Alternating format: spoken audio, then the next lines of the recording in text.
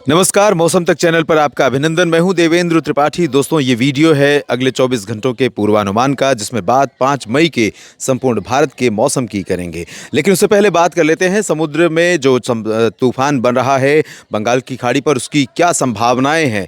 दरअसल इस समय अनुमान ये है समुद्र की सतह के तापमान और वायुमंडल की परिस्थितियों को देखते हुए कि 6 मई के आसपास चक्रवाती हवाओं का क्षेत्र विकसित होगा बंगाल की खाड़ी के दक्षिण पूर्वी हिस्सों पर, एडजॉइनिंग अंडमान सागर पर उससे सटे, और उसके बाद अगले 24 से 48 घंटों में ही यहां पर दबाव कम हो जाएगा, जिसे निम्न दबाव का क्षेत्र कहते हैं। और जैसे ही निम्न दबाव का क्षेत्र कम होगा, समुद्र की जो सतह से हवाएं हैं आर्द्रता लेकर उठने वाली, उनका जो बवंडर है वो उठना और तेज हो जाएगा।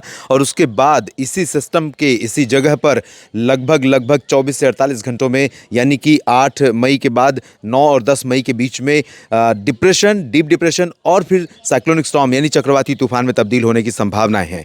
ये सिस्टम भारत के किन राज्यों को सीधे या अप्रत्यक्ष रूप में प्रभावित करेगा, इसकी बात हम अगले बुलेटिन्स में करेंगे।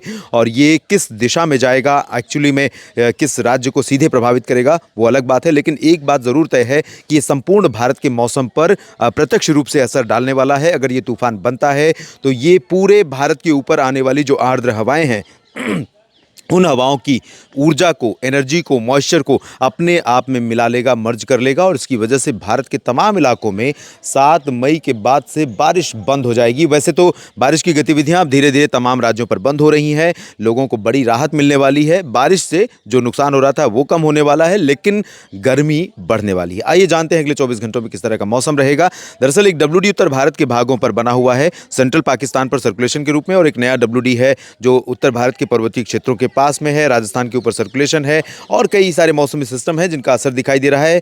अनुमान यह है कि अगले 24 घंटों में जम्मू कश्मीर, हिमाचल प्रदेश और उत्तराखंड में कहीं कहीं पर हल्की वर्षा हो सकती है। मैदानी इलाकों की बात अगर करें तो पंजाब, हरियाणा और पश्चिमी, उत्तर पश्चिमी राजस्थान में, जिसमें चूरू, गंगानगर, हनुमानगढ़ और आसपास के इलाकों में कहीं कहीं पर हल्की वर्षा हो सकती है।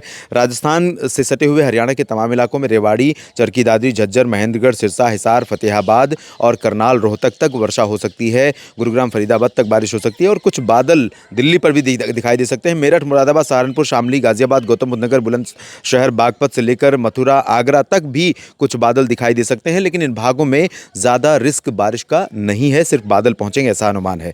और उत्तर प्रदेश के बाकी क्षेत्रों की बात करें तो शाहजहांपुर, बरेली से लेकर सीतापुर, लखीमपुर खीरी, लखनऊ और एटा, इटावा, मैनपुरी, झांसी, ललितपुर, लखनऊ, कानपुर, कानपुर नगर, कानपुर देहात, बांदा, चित्रकूट, महोबा और जालौन, उरई समेत फतेहपुर और प्रयागराज से लेकर प्रतापगढ़, जौनपुर, मंझनपुर, कौशाम्बी, वाराणसी, सोनभद्र, मिर्ज़ापुर, गोरखपुर, देवरिया, बलरामपुर, गोंडा, बस्ती, बहराइच, इन सभी भागों में मेनली ड्राई वेदर रहेगा और उत्तर पश्चिमी दिशा की सीधी हवाएं चलेंगी। और ये हवाएं पूरे क्षेत्र में लगभग सभी जगहों पर आसमान को साफ रखेंगी। तेज़ धूप होगी, गर्मी बढ़ जाएगी। टेम्परेचर आज के मुकाबले या पिछले दिनों के मुकाबले कम से कम 4 से 5 डिग्री तक ऊपर चला जाएगा, ये अंतर होगा। इसकी तरह ही उत्तर प्रदेश के साथ साथ बिहार, झारखंड, पश्चिम बंगाल में भी सिमिलर कंडीशन रहेगी। पश्चिमी हवाएं चलेंगी, आसमान साफ, मौसम पूरी तरह से शुष्क रहेगा।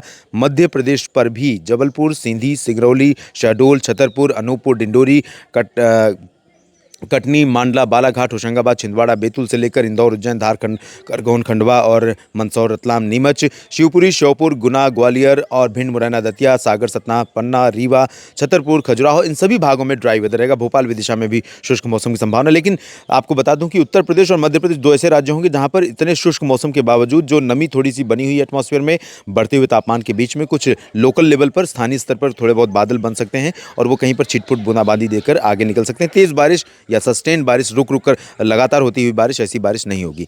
राजस्थान के दक्षिणी भागों में ड्राई वेदर रहेगा। गुजरात में कुछ स्थानों पर बारिश हो सकती है, खासतौर पर सौराष्ट्र और दक्षिण पूर्वी गुजरात के रीजन में, वडोदरा से लेकर सूरत के बीच में बहुत लाइट रेन की संभावना है। महाराष्ट्र में कोंकण, गोवा और इससे सटे जो मध्य महाराष्ट्र के रीजन्स हैं, नंदुरबार, धुले, नासिक, जलगांव से लेकर पुणे, सांगली, सतारा, कोल्हापुर के बीच में, अहमदनगर के बीच में और ठाणे, कल्याण, डोंबिवली, बोरीवली, मुंबई, इन सभी भागों में बारिश होने की संभावना है। मराठवाड़ा और विदर्भ में ड्राई वेदर रहेगा। छत्तीसगढ़ और उड़ीसा के दक्षिणी भागों में लाइट रेन हो सकती है, जबकि तेलंगाना, आंध्र प्रदेश, कर्नाटक, केरल, तमिलनाडु, इन भागों में स्कैटर्ड लाइट रेन होने की संभावनाएं हैं। और पुदुचेरी में भी बारिश बढ़ सकती है। और साथ ही साथ अंडमान व निकोबार द्वीप समूह में कई जगहों पर भारी वर्षा होने की संभावना या संकेत, आशंकाएं बनी हुई हैं। फिलहाल इस वीडियो में इतना ही। आप लगातार जुड़े रहिएगा मेरे साथ। धन्यवाद।